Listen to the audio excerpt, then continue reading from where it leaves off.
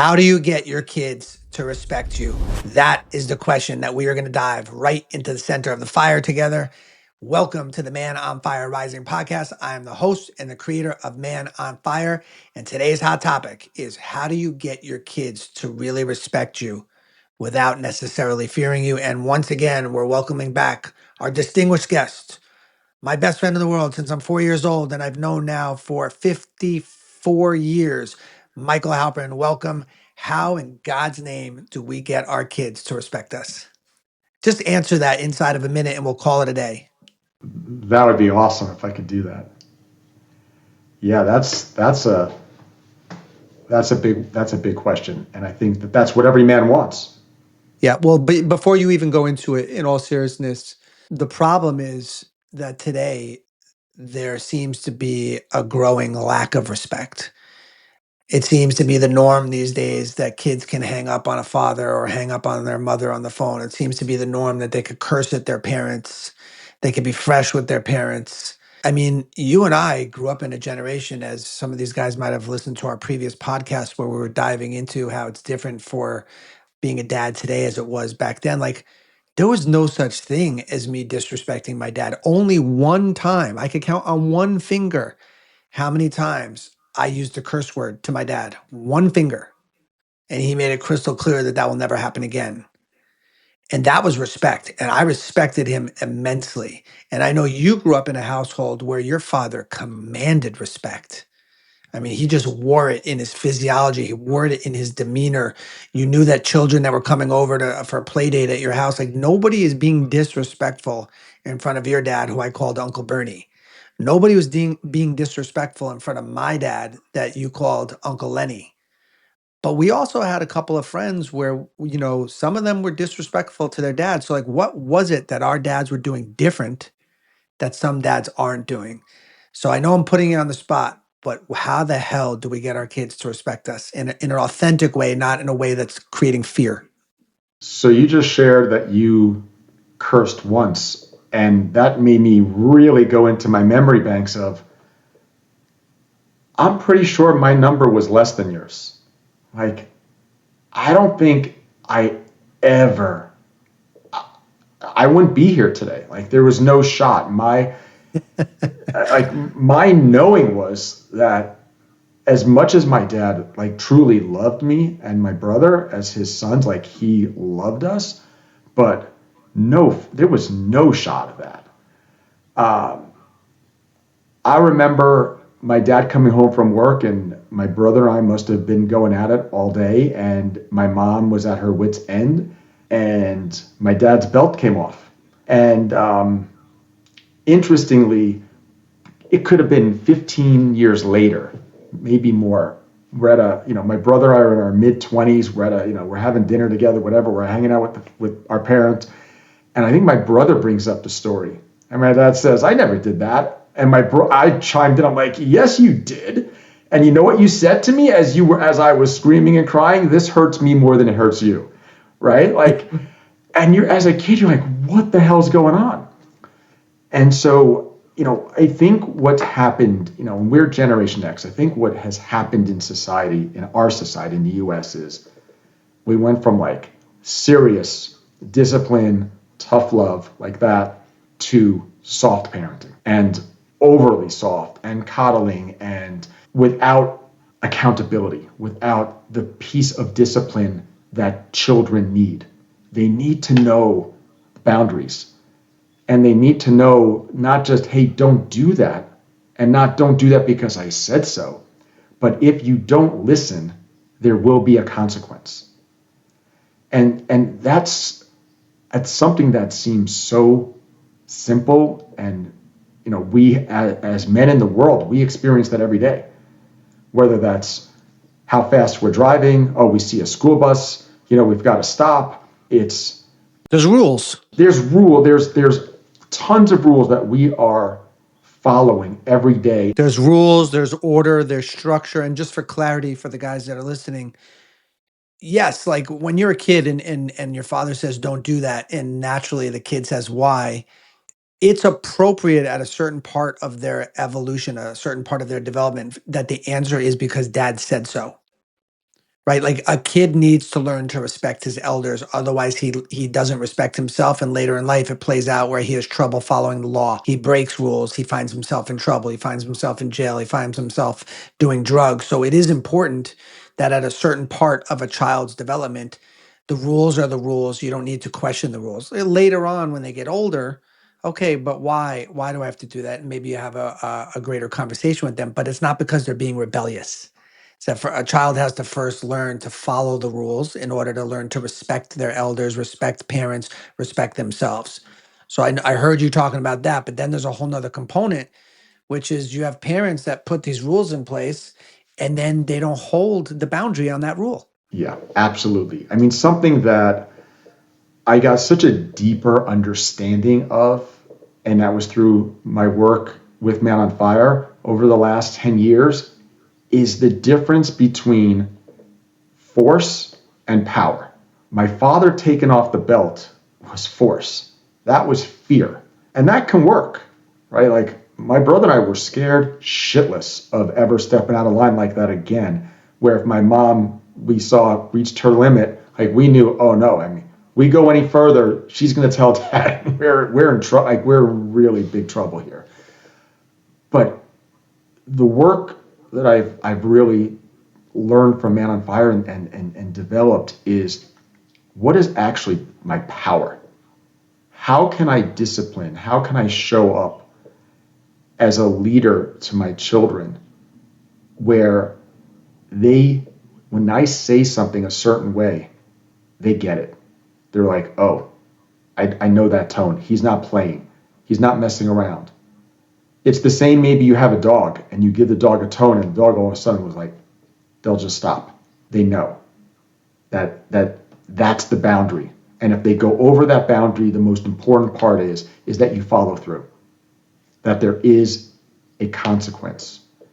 There is a so-called penalty for crossing that boundary that they know was clearly defined, and it's not okay. So let's take a pause there, Michael, because what I want our listeners right now to understand is that a lot of men struggle with this because a lot of men don't have boundaries for themselves. So how are you going to have boundaries with your children when you don't have boundaries? You know, what's common phrases for a man to hear is you've become a pleaser, you've become a yes man, you've abdicated your leadership, you have trouble with conflict, with confronting things, with facing things, you bury your head in the sand. And this is very common today. In fact, we've probably helped several thousand men that initially came in where they said, yes, I'm an admitted mama's boy. I'm a pleaser. I don't like things that are controversial or adversarial in nature. I just like to make peace. What I really hear in all of that is that these people, and I was one of them, so I could say this, there's no judgment, is what the pleasers are really saying, please like me. And so what ends up happening when you want to be liked is you're not respected. And one of my greatest growths as a man is I traded in wanting to be liked for self-respect. And when you command self-respect, that's what you were talking about earlier about there's a difference in power versus force. When we don't feel that people are respecting us, we tend to use force. But if we start to actually do the work on ourselves, which is what Man on Fire is all about, for those of you that have tuned into previous podcasts, we're really helping men just like grow into the leaders that they came here to be. When you start to do that inner work, you start to reclaim your self-respect. You start to reclaim your authentic power. And then how that shows up in relationships, especially with your children, is they're respecting you. Why? And I'll say, because Michael, you're one of the people that, you know, if you're going to tell your kids not to drink, we know then you don't drink around them, right? You're going to model the behaviors that you know they're ultimately going to copycat. So talk to us a little bit about that, about how you know, if we want to have that boundary, if we want to command that self-respect, talk to me a little bit about the old adage of, you know, walking the talk. You have to model it. And I think what you shared of it has to come from self-respect first, because also if you're in a relationship, if you're with a girlfriend, a fiance, a wife, and you don't have self-respect in that relationship, meaning you're not modeling, owning who you are as a man in that relationship, where if you're a pleaser in that relationship or that person is walking all over you, guess what? Most likely your kids are going to walk over you. And without going deep down the rabbit hole with this, because I've covered it in a few other podcasts, and certainly the men in our community learn this. Why does that happen to a man? How does a guy become a pleaser? How does a guy become a yes man? How does a guy lose respect for himself? Like, what are some of the things you've observed, being an integral part of the Man on Fire team and helping like thousands upon thousands of men? How does that happen? Yeah, I mean, I did it thousands of times myself, and there are times I'm sure it still comes up for me that I'm not even aware of, where I say yes when deep down I know it's a no for me, but I want to keep the peace, or I think it's going to make my wife or my kids happy. So I bend myself. And 9 times out of 10, could be literal seconds, if not minutes, I regret it. And then there's my own internal snowballing of, why didn't I stand up for what I believed was right in that moment? And why to really look at why did I want to keep the peace instead of actually holding the boundary? Or, that's a big challenge too in a marriage, in a relationship, raising kids together is, and this certainly has come up with my wife and I over the years a lot, is she'll get really uncomfortable with the conflict, and I want to stand in that fire and hold the line, not just for me, but for us as their parents. And so then you've got two people that are have opposing energies around and ideas around what do we do in this moment. Yep. Let me go deeper because I want to make sure that we're conveying this to our audience. The invisible force that's driving all this, um, the elephant in the room that most people don't even know that there's an elephant there, is that we as men have a master wound to our mother. Women have a master wound with their father, meaning their first betrayal probably happened with dad, whether it was physical, whether it was emotional, whether it was psychological, whether it was mental, spiritual, even sexual abuse. There's been abuse by the masculine towards the feminine for a little girl. And later in life, she's going to work that through with dad. And then later in life, she's going to work that through with her future husband. Us as little boys, we wanted mommy's love. There was a time where mommy loved us unconditionally. She had oxytocin from giving birth to you, and she saw you as perfect. And then one day the oxytocin runs out, and all of a sudden she yells at you, you're no longer perfect in her eyes. Hence is born the pleaser, the yes man, where we're fighting to get back mommy's love. We're fighting to get her to see us the way she used to see us. It's invisible, it's unconscious. None of us are aware of it. And we start to form a codependent relationship with the feminine, starting with our mother. And so then later in life, all of a sudden you're talking to your daughter and you're not holding a boundary, or you're talking to your wife, you're not holding a boundary, you're not respecting yourself. As you admitted earlier, Michael, you could tell that you were betraying yourself. What I want the listeners to understand, the people watching this podcast, is it's in relationship to that little boy that hasn't fully cut the cord yet to mommy and or daddy. And that's why so many men today are pleasers and yes men and abdicate their leadership and lack boundaries and lack self-respect. And it shows up with their children, and then their children don't respect them. And then you have to use force rather than fearing you. And then later in life, you're wondering why they don't talk to you, or you can't meet your grandkids because you never really did the inner work, the deeper work, to really get to a place of authentic power to cultivate deeper intimacy with your kids. And that's on you. That's on you as a man. I'm not saying like blame. This is not blame. This is not fault. This is not shame. This is not guilt. This is about conscious ownership and responsibility, because Man on Fire is all about helping you rise into your full potential, which means you got to work. You got to do the work to dig up, what did I bury? What's in the way? What's in the space of me not really showing myself in the most authentic expression of who I am and who God made me to be? So I wanted to make sure that I covered all that.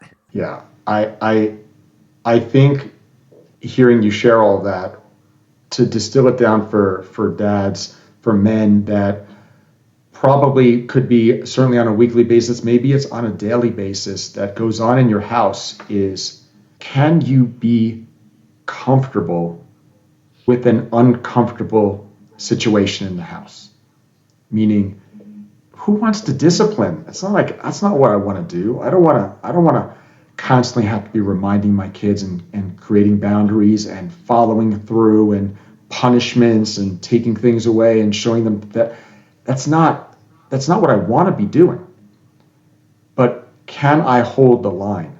can I be okay standing in the discomfort of what's happening in the situation, being that pillar in the household? Because my wife's even shared with me on several occasions, thank you for doing that. Thank you for being the disciplinarian because I'm not comfortable with it. And so, and she's now years later has started to own, like, I'll just, I'll give in to them because I want to keep, she'll say, I want to keep the peace. It's more important for her to give in that moment where she now leans on me to show up that way, to be that pillar, to be able to hold that line. The byproduct of that is that I'm just true to me. I don't have to raise my voice. I don't have to yell. I don't have to use verbiage like, well, you're in my house under my roof, and while you're under my house, it's my rules and I don't ever have to go there. It's not necessary because I own who I am. It's the way I show up to my family, to my kids. So when I come from that place of, you want to say it's being strict or disciplinarian or whatever that is, they're not like, oh, okay, Dad, like this is great, thanks for punishing me, but they get it. And so there's the respect is earned. Like I shared with you, there's a part of my father that I respected that came from fear. I don't create that.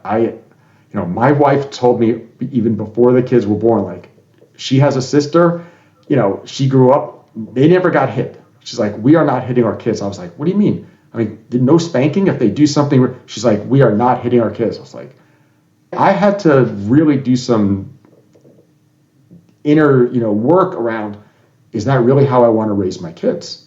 Do I actually believe that that's okay? So I had to, knowing that I was going to agree to that, unless there was some, and she understood.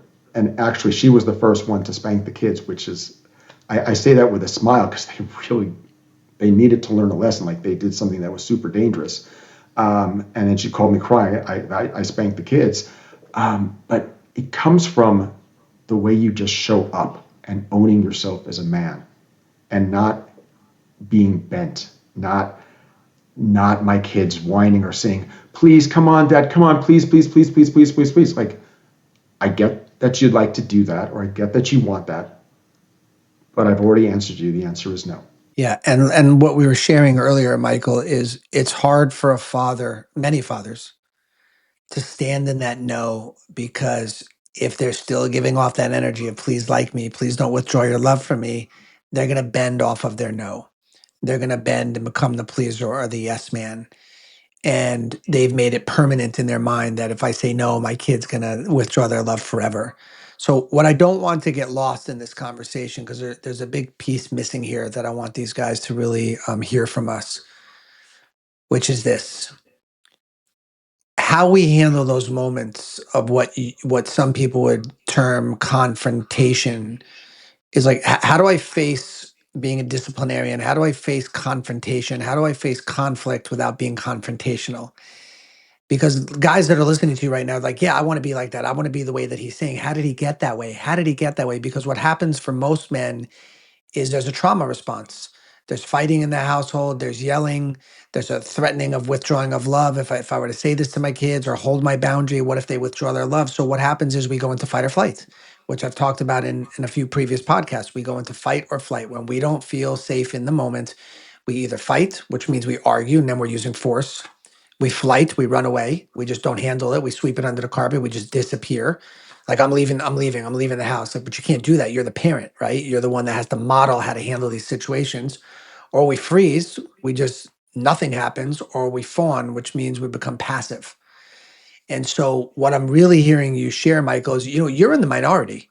You're in the minority that knows how to navigate in those situations to command respect from your wife, to command respect from your children without being forceful, but being in your power. But you've also done a lot of work to get to the dissonance, to get to the tension that was residing in your body and your nervous system, taking the vigilance out of your nervous system, like a cat that thinks it's going to be attacked. It's going to arch its back. You can't have a rational conversation. Doesn't matter how much love you want to offer that cat. It's in fight or flight. So You and have done a lot of work. You and I, when we run these programs with our team, we're teaching men how to dissolve, how to dissipate, how to get rid of all this tension that they've been harboring since childhood, so that in these moments, they actually can be in their power rather than in their force. In these moments, they can be in their power, have boundaries, have self respect rather than abdicating, becoming the pleaser, becoming the yes man, going into fight or flight where they freeze, they fawn, or they just leave the house. Like that's what these men want. So I want to make sure that they understood, like, it's not just like, yeah, let me do it the way he's doing it, but you can't, because your nervous system, your physiology, your body has the visceral reaction of whatever you haven't dealt with yet in your life. And this is why Michael and I are so passionate about introducing more men into the Man on Fire Brotherhood, Man on Fire community, why we host these 4-day immersions, because we all have work to do as men. Right? You're not really necessarily thinking your way into a different life. I'll just handle it this way next time. No, your body's going to react faster than your mind can. And so we have healing arts, we have tools, we have strategies of how to help you guys start dissipating tension in your body, so that in those moments where you want to command respect, you want to teach your children, you have the ability to do so because you've done the work on yourself. I just wanted to make sure that our listeners really understood, because you're already on the other side. So sometimes you forget, oh, wait a second, I wasn't always there. Let me share that. Yeah, I was definitely not always there. And there were times, um, pre-Man on Fire and early days of Man on Fire for me, where one of my kids was volatile. Like they lost it, and they literally got really emotional and escalated. And as I call it, the horns came out. Like they weren't even them. They were just like in a rage. Like they were seeing red.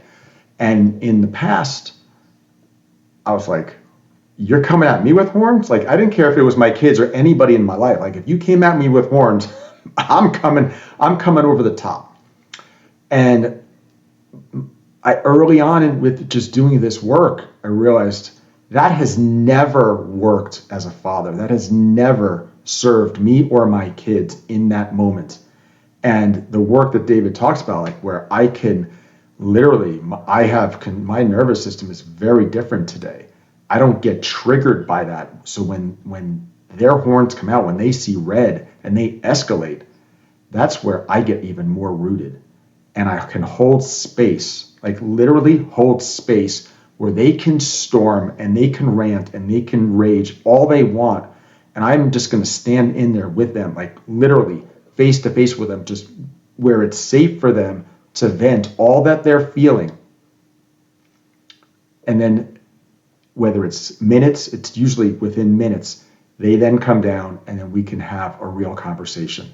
Or what actually happened 9 times out of 10, if not more, is 10, 15 minutes later, they might have even stormed out of the room. They might have even slammed the door. And I've learned that's not the time to discipline them. That's not the time to bring the hammer. That's the time to let them feel what they're feeling. And 9 times out of 10, they come back to me 10 minutes, 15 minutes later, where, Dad, I'm really sorry.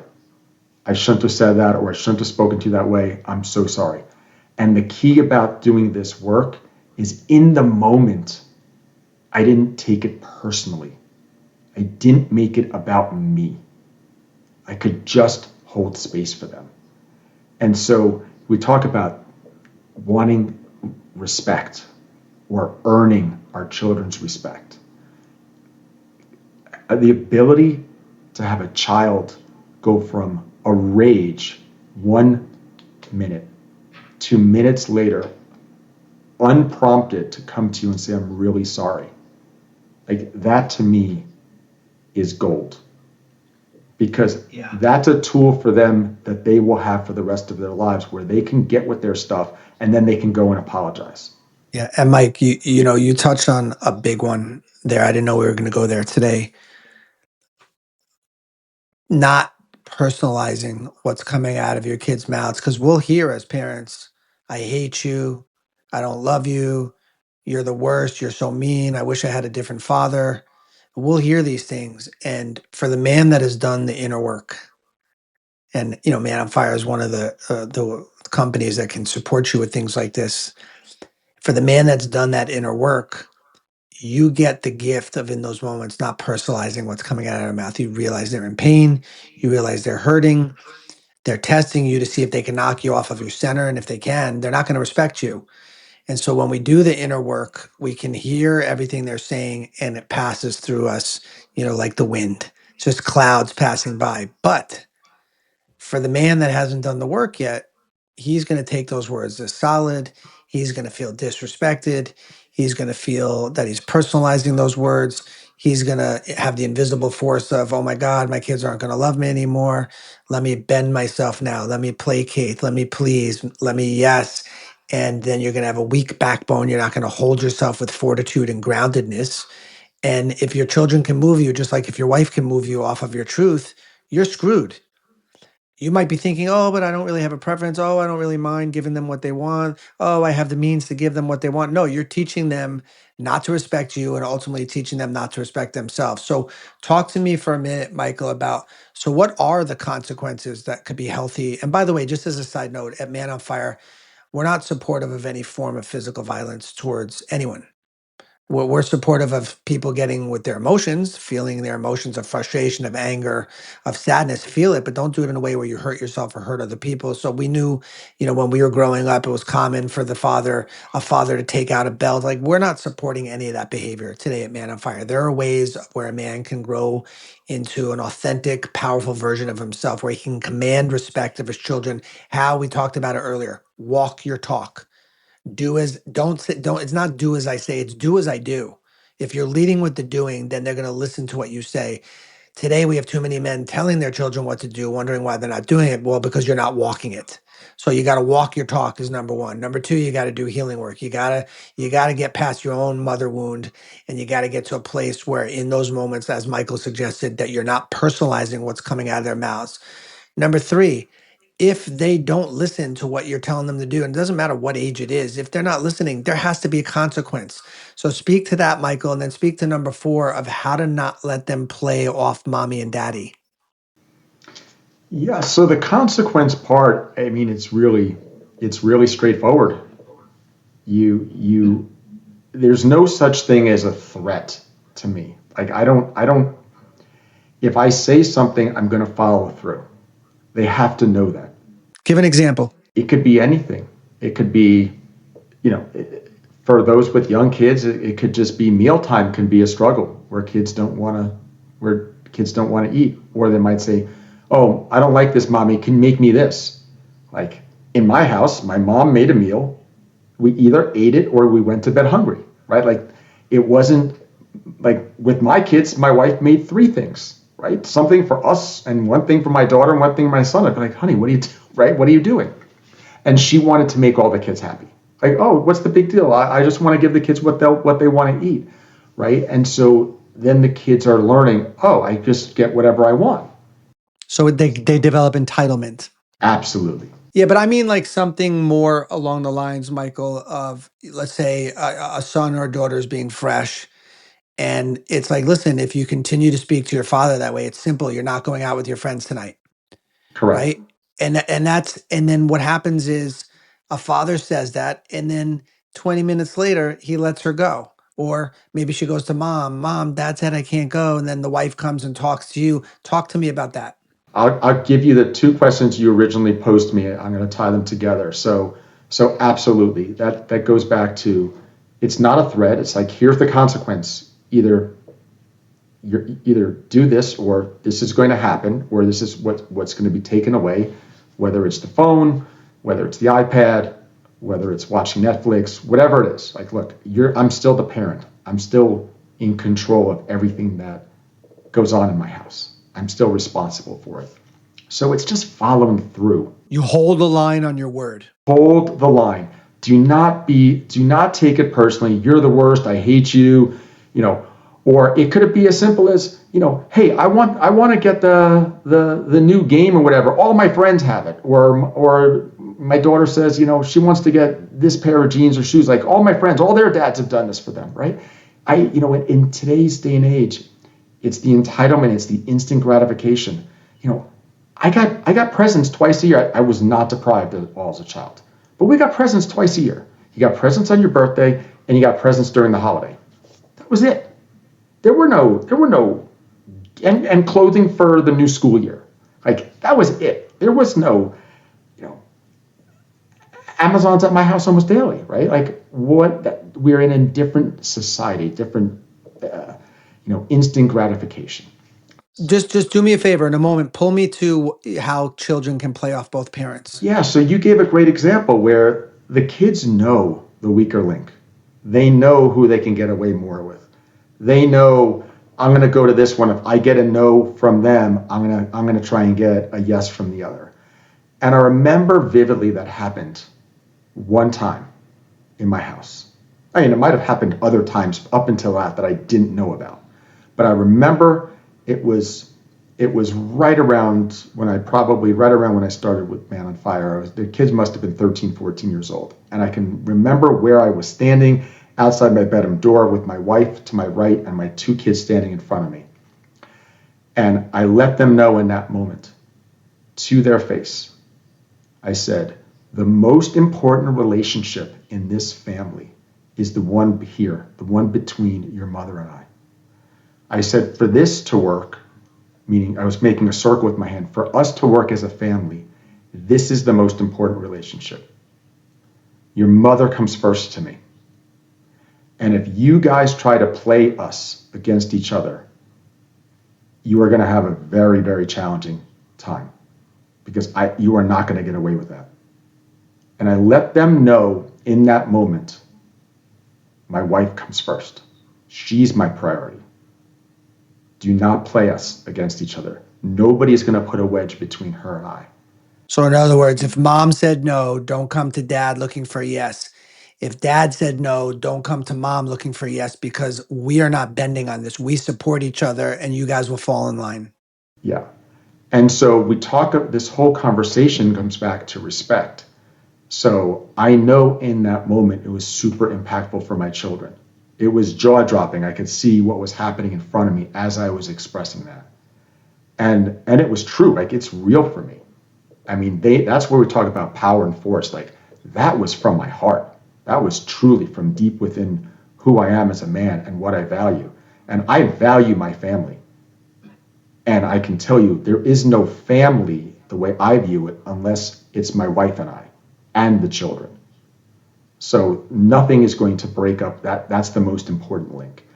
And the other piece that I wasn't really thinking about in the moment, but I know from my wife, the impact my saying that to the children in front and her being there. I didn't say it for her. It was visceral. It was real in the moment for me. But my wife could feel the wow. I'm his priority. I know he loves these kids more than anything, but he puts me first. Yeah. So, Mike, what you're touching on, and I'll kind of end on this note, is one of the greatest ways that we could get our kids to respect us, where it's earned, not manipulated, is a strong family foundation of what the husband models with the wife. And for some of our listeners right now, if you're not married or you're separated or you're divorced or going through that, my heart goes out to you. And I'm not suggesting that you have to have that in order to have kids respect you. But for those of you that are still married, I'll tell you a 30-second story. Once one of my friends got in a car accident with his wife in the car and the two kids. They were about 8 and 6 or 10 and 8, and the wife is screaming because the car flipped upside down. The wife is screaming, "Get the kids out of the car!" And his response was, "I'm not leaving without you." You just imagine like what that did for the children to learn that mom comes first, that dad just took a stand for mom. For the first part of being a parent is you first model love with your partner. And the kids learn from that and grow from that. And what happens is a byproduct is called respect. And so for those of you that are listening and watching right now, and if you're in a marriage, and we didn't even touch into this, Michael. We know that a lot of dads and a lot of moms, unfortunately, when they're not happy in their marriage, they unconsciously use the children as a form of codependency to feel better about themselves, which eventually backfires. But we're not going to get into that in this podcast. But in summary of everything that we discussed, how do you command? How do you get respect without creating fear? Well, one of the ways is we do the work on ourselves to take the vigilance out of our nervous system. Speaking of which, a quick tip for you guys is simple. is, take about a minute or two when you know you're about to go into a conversation where you have a tendency to placate, you have a tendency to be a yes man, you have a tendency to be a pleaser, you don't do well in moments of conflict, you lose your center. Take a minute before you go into that conversation. Just breathe in your mouth and out your nose. Breathe in your mouth, close your eyes, lean your head back, breathe out your nose. Do that for about 60 seconds. It will just put you in a place of peace. It'll put you in a place of a little bit of power, and you'll show up with more presence in that moment. What's another tip for you guys to how do you show up in those moments where you respect yourself more, you hold the line with your kids, you hold the boundaries, you model this? Take a minute before you go into these conversations and breathe in and out your nose. It's the breath of fire. Just breathe nose with some deep, intense breathing, and that will help you grow your fortitude, your tenacity, your fierceness. It will get you out of your head. It will get you holding boundaries. It will get you to maintain your self respect. It will completely shift your energy. So, just two different breathing patterns. One is nose to build more fire, because most men lack a backbone and have fallen into abdicating leadership and being a pleaser and yes man. Or breathe mouth nose, just to get you out of your head and be more present, because one of the things you need to do as a father to command respect is you need to learn to be present with your kids. Michael and I discussed that on a previous podcast, where you got to get out of your head and you got to make it back into your body where you can feel again and you can be present with your kids again, because it's one thing just showing up at a game, it's another thing you're at their game but you're actually there, you're not on your phone. So we gave you a lot of tidbits today, clearing out your nervous system, certain breathing patterns you could do, modeling this with your wife, not letting the children play back and forth between you and the missus, not using physical violence, holding your word, holding your backbone, holding your center, and most importantly, walking your talk, because your kids will do as you do more so than they'll do as you say. In today's world, children more than ever need to develop a healthy amount of self respect, and that will happen by you modeling it for them. Any last words from you, Michael, before I sign off on this podcast? One last thing, and that is right before we got on this call to do this, my wife said to me, "Hey, as soon as you're done, you're going to call our son, right?" And I was like, "Honey, I got it. I'm going to take care of it." And it's exactly what you just prepared the men for, which is when I hang up, I'm going to go do those things, because I have to have we'll call it a hard conversation with my son. But when I'm prepared, it's not going to be a hard conversation. It's just going to be a conversation.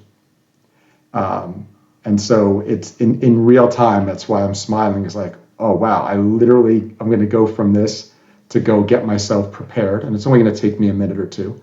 Yeah, and what Michael means by prepared is he's actually going to do certain breathing techniques that he's learned inside of Man on Fire, which we now teach the men, because there are ways where you can literally, just like a Tony Robbins teaches, you have to become a master of your state, commanding your state. We teach certain breathing arts, certain breathing techniques that gets you to control your state. Because if Michael's about to have a conversation with his son that has the potential of rising in heat, he wants to make sure that he's grounded, he's centered, he's in his heart, he's present with his son, he's showing up, is unshakable, immovable, but with love. And so I know you're going to be doing those exercises.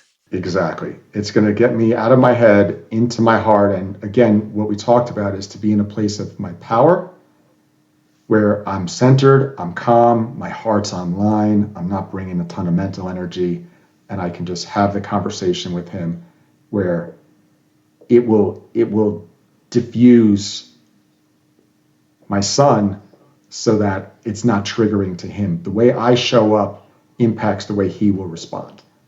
100%. And a future podcast that we can get into where our energy is felt by our kids. And we're wondering, why is my son yelling? Why is my daughter sad? And then we realize, oh my God, my wife is sad. Oh my God, I was angry earlier. Oh my God, they're feeling our stuff. We'll talk about that in a future podcast. Guys, here's to you rising with passion, with power, and a deeper sense of purpose. It's your man on fire mentor, David Mailer. Thank you, Michael Halpern, for being a part of today's podcast on how to get your kids to respect you without fearing you. We'll see you inside the next podcast, guys. If you like what you're seeing and hearing, then hit that like button and subscribe to the channel and click the notification bell so you'll know the next episode has dropped.